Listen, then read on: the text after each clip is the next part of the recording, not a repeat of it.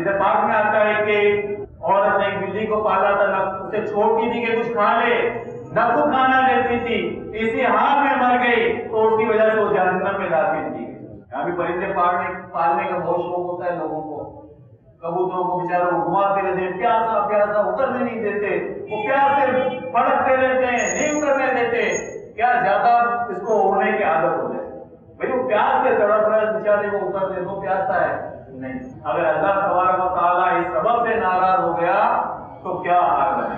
انسانوں کا تو خیال کرنا ہی کرنا ہے، ساتھ میں اپنے جانوروں کو، اپنے پرندوں کا بھی خیال کرنا ہے کہ ان کو پالا ہے تو انہیں پوری خوراک دیں، انہیں وقت پر پانی دیں۔